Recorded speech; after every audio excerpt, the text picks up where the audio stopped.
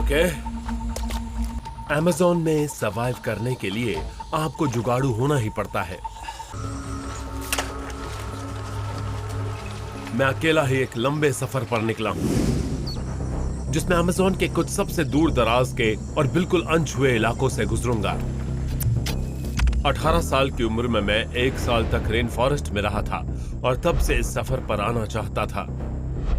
मैंने तब सीखा था कि अमेज़न में सर्वाइव करने के लिए आपको हर तरह के जुगाड़ का इस्तेमाल करना पड़ता है। अमेज़न में तरह तरह के इलाके हैं। सही है।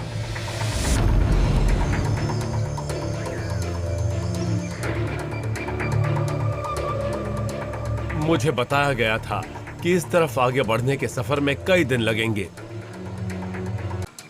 मेरी उंगलियां इस लकड़ी में घुसी जा रही हैं। बिल्कुल सड़ी हुई है ये लकड़ी। ऐसे किसी चीज को पकड़ने से पहले अपनी सिक्स सेंस से काम जरूर लें। ध्यान दें कि आप किसी ऐसे तने को पकड़ें और ना ही किसी ऐसे तने को। इस जंगल में सिर्फ इन पेड़ पौधों से ही सावधान नहीं रहना पड़ता, बल्कि यहाँ तो ऐसे जीव भरे पड़े हैं जो आपके खून के प्यासे हैं। मैं दक्षिण डकोटा के ब्लैक हिल्स पर हूँ। मौसम फिर से बदल चुका है और मुझे नीचे घाटी तक पहुँचना है। बारिश की वजह से ग्रेनाइट पर फिसलन हो चुकी है और मुझे दूसरे रास्ते से जाना होगा। आगे एक पाइन का पेड़ है और मैं उसका इस्तेमाल कर सकता हूँ। जरा संभल के आना, यहाँ आगे बहुत ज्यादा गहराई है। मैं अपना बैकपैक उतार देता हूँ क्योंकि यहाँ पेड़ की बहुत सी टहनियां निकली हुई हैं। एक बार मेरा बैकपैक एक पेड़ में फंस गया था और मैं उसके साथ लटका रह गया था। अब ये जरा ठीक लग रहा है। मैं इसे जैकेट के नीचे रखूंगा तो ये बचा रहेगा। मैं कूदकर डाली तक पहुंचा हूं। डाली मुड़ी हुई है पर यह मजबूत है। काफी पुराना पाइन का पेड़ है। ज्यादा रेजिन मतलब लचकदार डालियां। पर यहाँ एक समस्या है। मजबूत और हरी डालियां पेड़ के ऊपर की तरफ हैं और तेज बारिश की वजह से यहाँ काफी ज्यादा फिसलन है।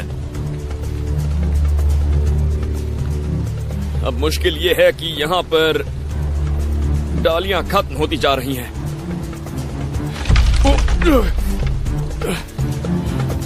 जितना लगता है उतना आसान नहीं है।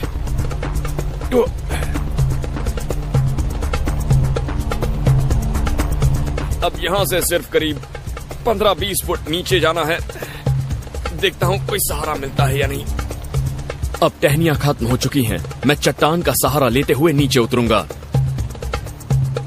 ओके। यहाँ सर्दी और बारिश के बावजूद डिहाइड्रेशन हो सकता है। इस इलाके में हर 2 घंटों में आपके शरीर के अंदर से 1 लीटर पानी कम हो सकता है। आपको यहाँ लगातार पानी पीने। फैसले की घड़ी आ गई।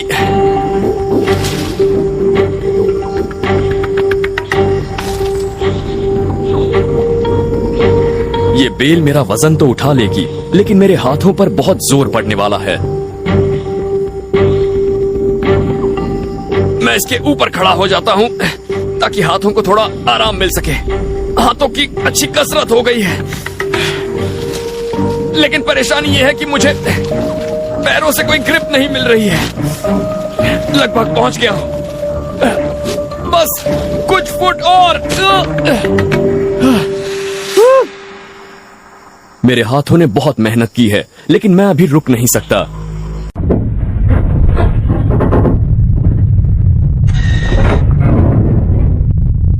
चाहिए।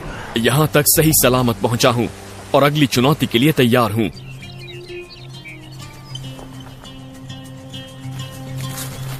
मैं ब्लैक हिल्स के इलाके से लगभग बाहर निकल चुका हूं और रात के लिए रुकने की जगह ढूंढ रहा हूं। अब तक कोई ऐसी जगह नहीं मिली, पर एक चीज जरूर मिली है जिससे रात को मदद मिलेगी।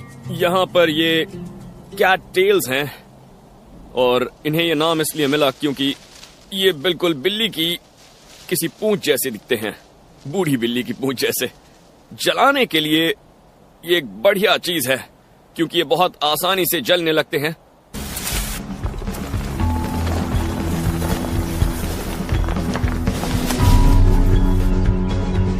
मुझे लगता है कि रात को रुकने के लिए ये जगह उतनी बुरी नहीं है।